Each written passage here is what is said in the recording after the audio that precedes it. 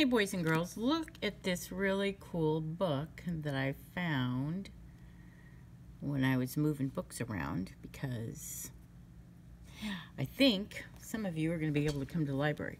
But anyway, it's called Calling All Minds, How to Think and Create Like an Inventor. And so I have one of these in both school books, in both school libraries. And it's in the nonfiction, or it will be. And it is by Temple Grandin. So, and it also says it includes projects for kids. So I have not opened this book yet, and we're gonna look real quick. And it says in this tiny, tiny print, some of the projects in this book require the use of sharp objects or power tools. Oh, great. Okay, those projects are handmade paper, paper snowflake, crystal snowflake, kaleidoscope, water bomb, jumping. I'm not gonna read all that. You can read all that. But it says, in memory of my grandfather, John C. Purves, co-inventor of the autopilot for planes. He wants to turn you on to the world of inventions and patents. Okay. Introduction. Maybe we should look at that first. My road to becoming an inventor and animal scientist began when I was young. I attended my classes, but I was more interested in the horses than anything else. I was lucky because both my mother and the school's headmaster encouraged me to learn everything I could about animals and science, and my teachers allowed it as long as I was on time for class and meals and took care of the horses. In addition to riding, that meant grooming, feeding, and mucking out the stalls. Mucking out means cleaning up the poop. Where am I? Summers at my aunt's ranch were also extremely important. I spent all the time with the cattle and horses, learning everything I could about their behavior and how to communicate with them. So, okay, we get the general idea. And it's a very long, thought out forward. Chapter 1. I don't know if we're going to read this whole thing or not, because it could be really long, but I just want you to have an idea, of what is in this book. Chapter 1, Things Made of Paper. When I was a child, I loved looking at the beautiful patterns snowflakes made as they landed on my father's car just before they melted and disappeared. I first made paper snowflakes for Christmas decorations in elementary school, taping them to the windows of our classroom. No matter how many snowflakes I made for our school decorations, I always loved that feeling of gently opening the paper and seeing the mirror design. All we needed to make them was paper and scissors. The word paper comes from papyrus, which was used in ancient Egypt. Papyrus was made of plants and fibers that were soaked in water and then dried and pressed together. For centuries, the same basic method was used. You can still make paper the way Egyptians did if you don't mind the coarse surface. And so, here are, well, you're not going to see them all, but the instructions, I'll just go over it briefly. This says, these instructions will make approximately 5 sheets of paper, and this will be great, messy fun. Well, that's always a good time. So it says you'll need 6 to 10 sheets of construction paper or any non-shiny paper, so that means no magazines, that you find in recycle bins. A blender, 2 gallons of warm water for use in the blender and in the shallow container. A large shallow container like a roasting pan.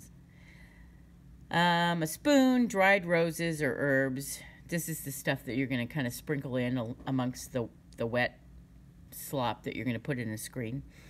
And then it shows, you know, when the paper dries out and you can actually use it, then it's got all these different things. So, you know, dried roses or herbs, you want to stay with something that's, you know, a little bit small like that. A dry, clean dish towel, 2 screen splatter guards, and a sponge. And so it gives you instructions how to tear all the paper up and then put it in a blender, and then you pour it and you put it in pans, and then it dries out and you can use it to paint on or something. So let's see, what else? That was And then they go on and they tell about all kinds of inventions that involve paper. Huh. Here's a funny thing.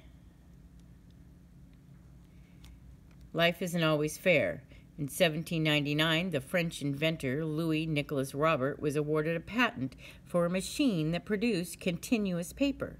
It was like a huge roll of toilet paper. And when I was little, I used to love to pull the toilet paper roll and watch the sheets fly off in a stream. In 1799. And it says, my mother would get very cross with me, but it's the best way I can describe what the continuous paper looked like coming off Robert's machine. He invented a rotating wire screen so that the paper pulp could be fed into a pair of rollers, producing a stream of continuous paper. Before Robert, paper was made by hand, one sheet at a time, and hung up like laundry to dry on the line. So, and then, you know, on page 25, so there's a lot of reading in between, they talk to you about how to make a paper snowflake, and then they talk a lot about that, and then a crystal snowflake, and then they'll tell you how to do that. So, I know I'm not spending a whole lot of time on this book, but,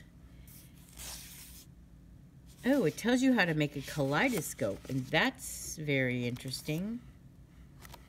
What else is in here? And then they, you know, for those of you, and then they have information on making a water bomb. I'm sure somebody will be interested in that. But it looks like,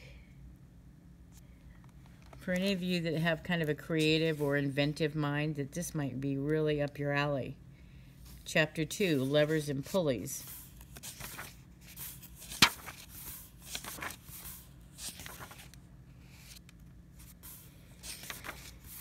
Okay, I don't know. Wow, there's a lot of reading. And they show you a lot of diagrams on how to make things.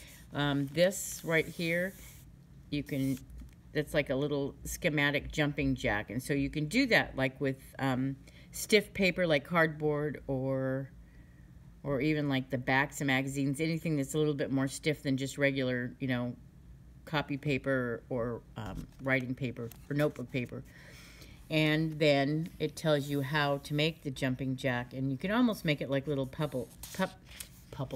little puppets.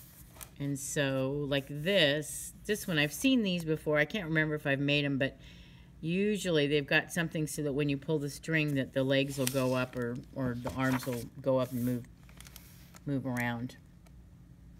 So anyway, this is the book, and I'm not going to read a whole bunch of it because there is a lot of reading, but it would be a really fun book to cruise through and find the projects. So, okay. Somebody's going to come into the library and check it out. I know it.